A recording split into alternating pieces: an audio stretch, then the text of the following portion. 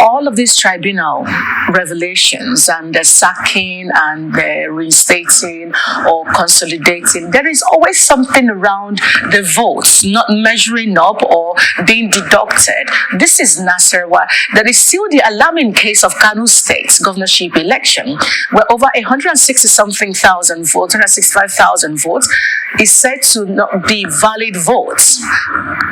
Again, Barry Young, where is INEC in all of this? How do you think Nigeria should begin to look at this issue of INEC? Because it seems to be tackle the political parties, sack this person, install this person, but the umpire who led us to where we are seems not to be a major part of the cake. What do you think is going on? How do we manage this to ensure we'll come out right? 2027 is almost here. 2027 is not almost here. We have electioneering. We have 3 years to 2027. Because you think that's far? I said 2027 is almost here. You are putting pressure on the you are putting pressure on the political class and on the system.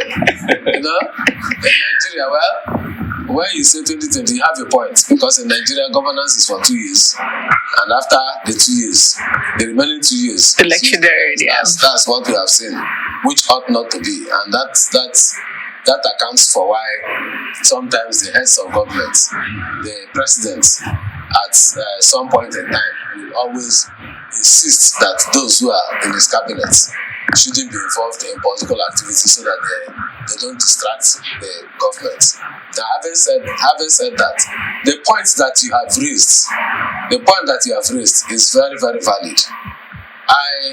Most of us have also been concerned about it. That's the involvement of INEC in all this, the role INEC has played in all of this. I think Professor Tanko, also Yaya Tanko, is actually the returning officer for that state. And if from other clips that's outside of what we have here that we have read, we have also been told that the result for that state was declared ahead of time when just one local government area was left. And then 2 wards in that local government area. And by midnight, just like national elections, ahead of time, the results were announced. And a particular party having said to have won it. We need to be cautious and cautioned about selective acceptance of court verdicts, selective acceptance of judgments by the tribunal, and it also challenges the fact that the lawyers, in fact, both the bar association and the bench, also have to do some internal self-examination, because with the way we are going, people are beginning to cast aspersions at not only the judiciary but also the legal profession.